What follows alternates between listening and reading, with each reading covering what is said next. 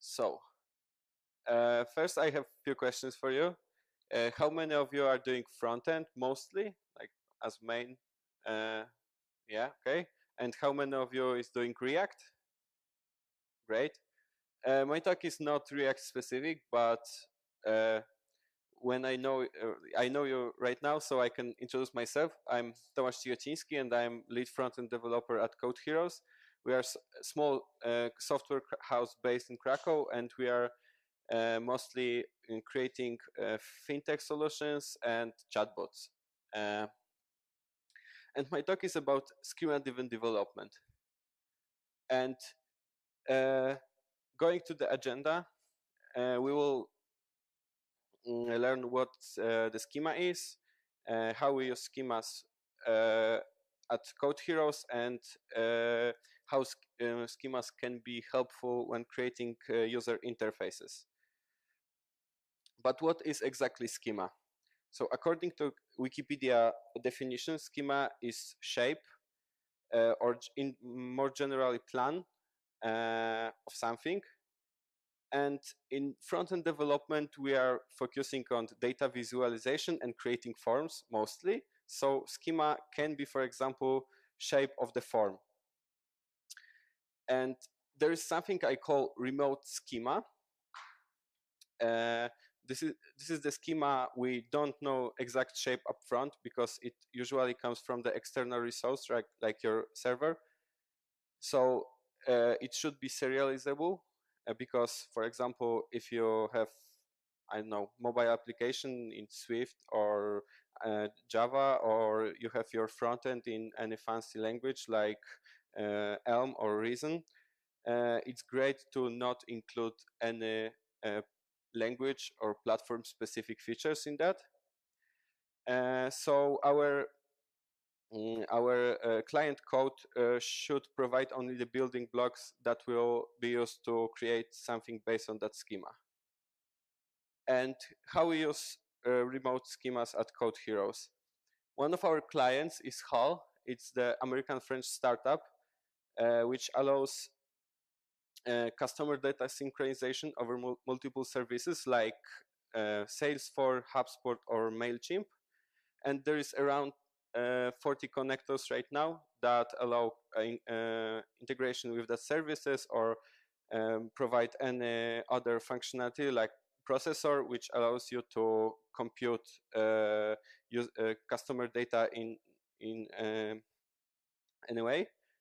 And clients can provide their own connectors.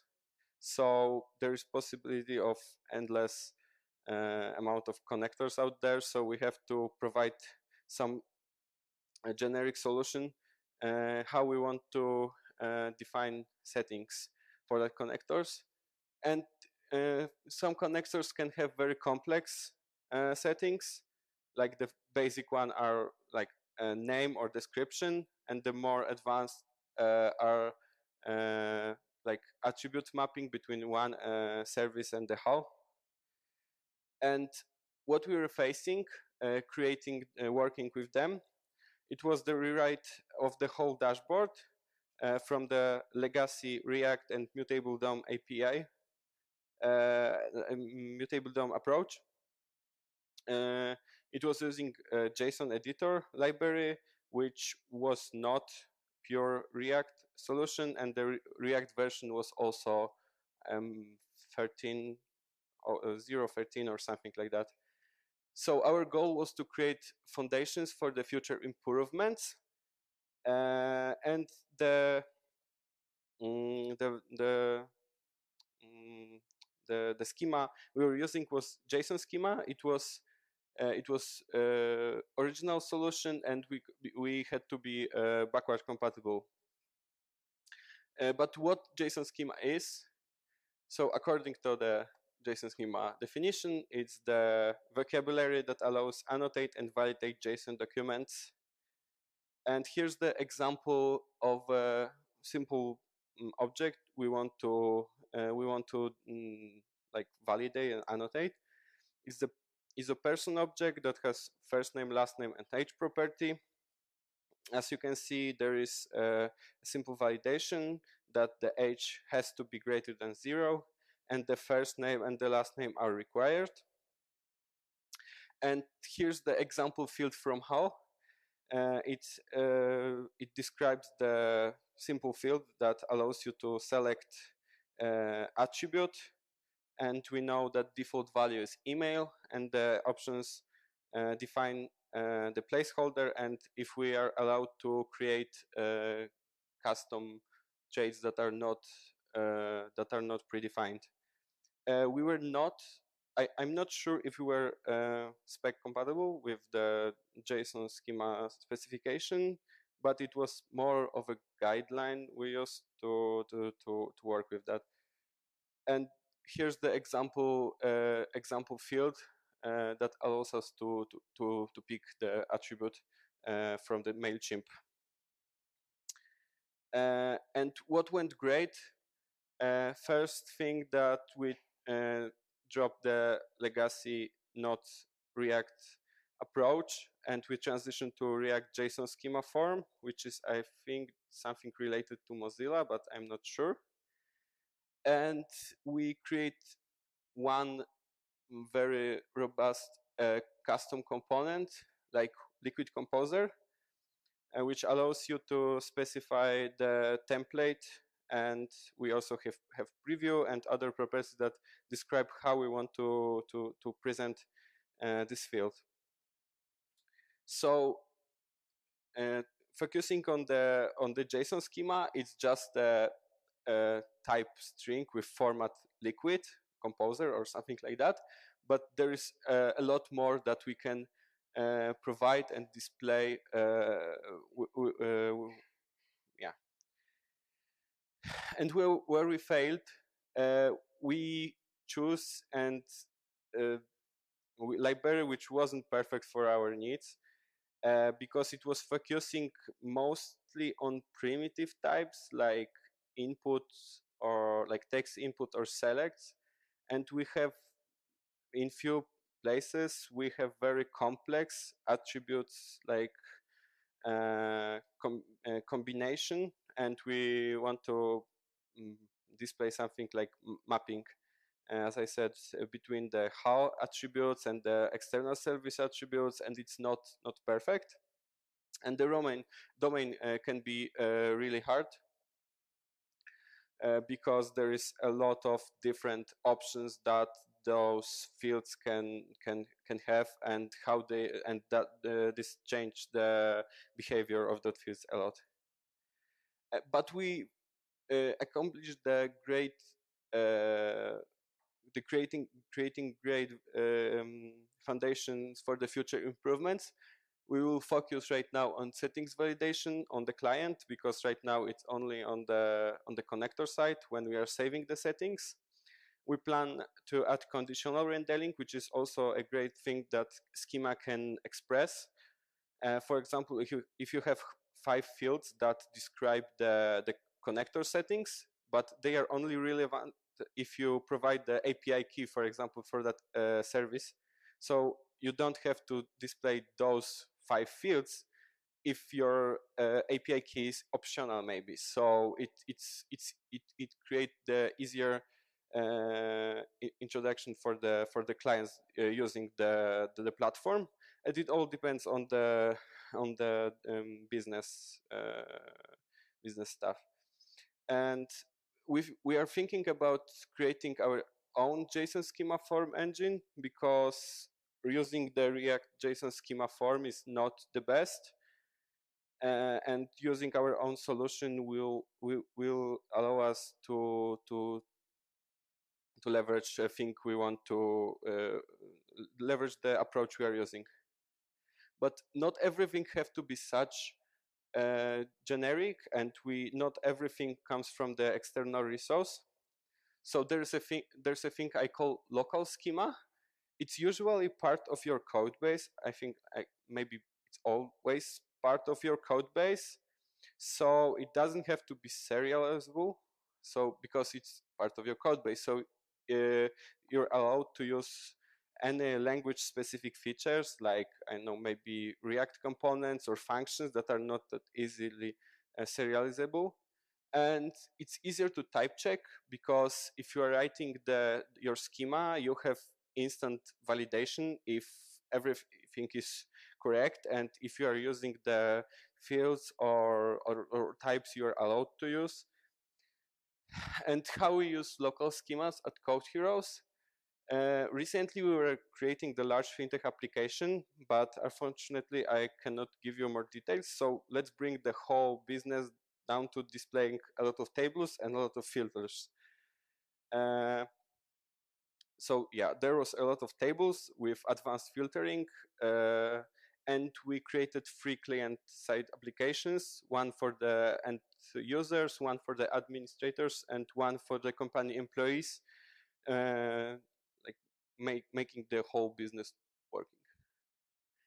And one of the things were tables.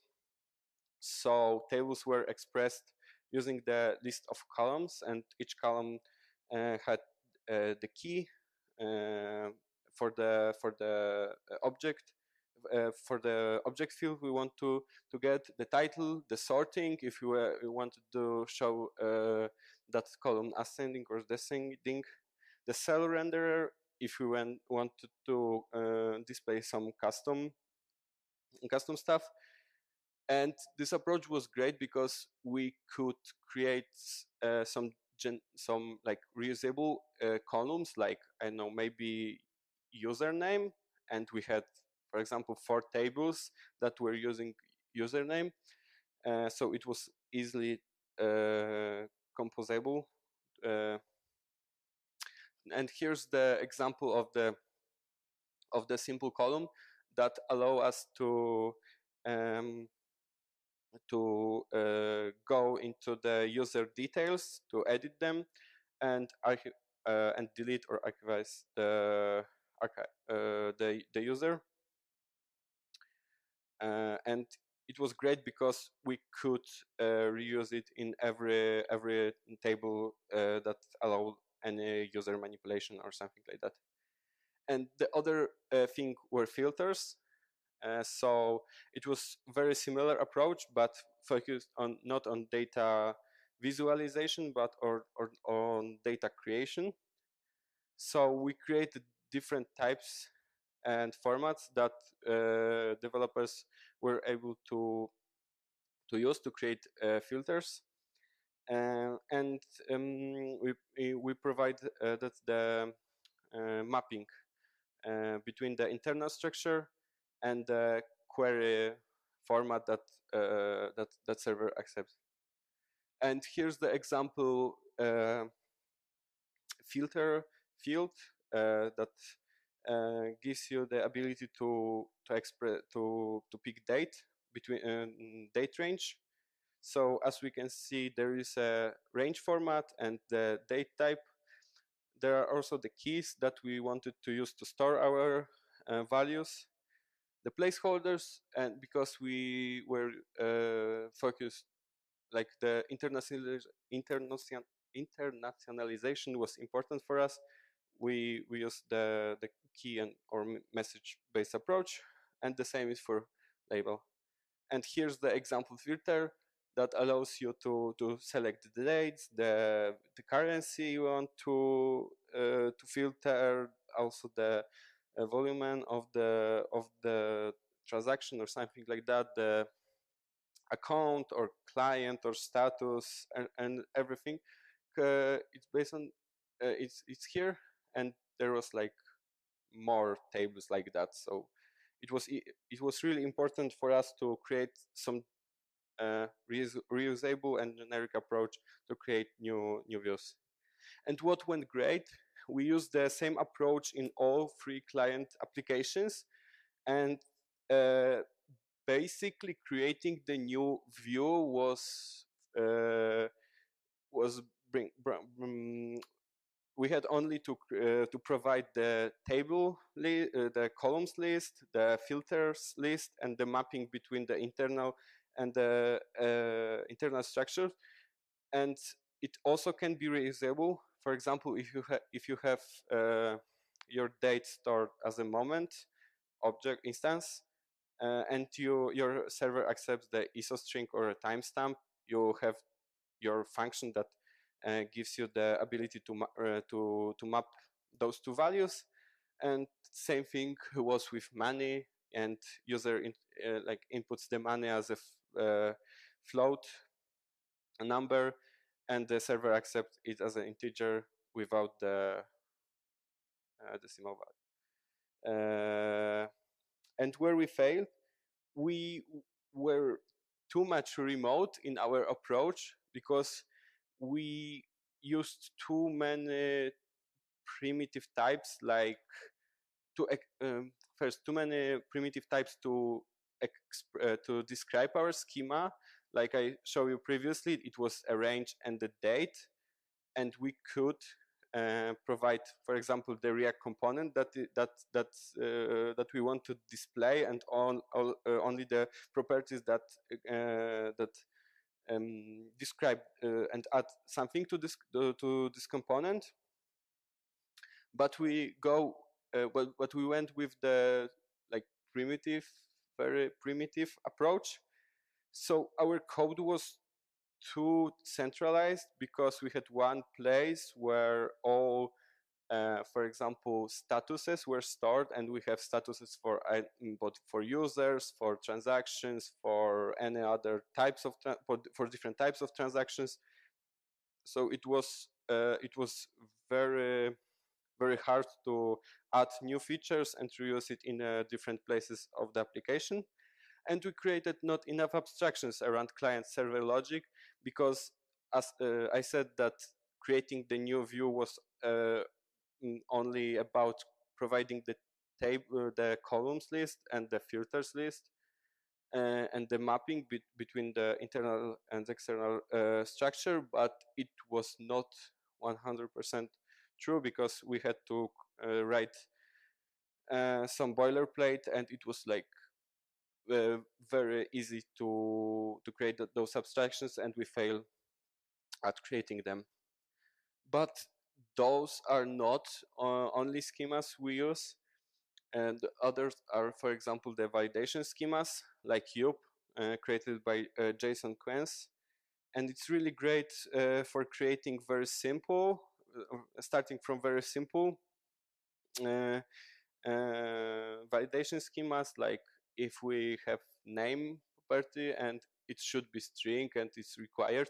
So we, for example, use the required string, which describes the message we want to display for the user.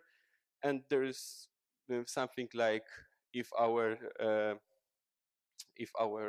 field should be number and should be greater than 0.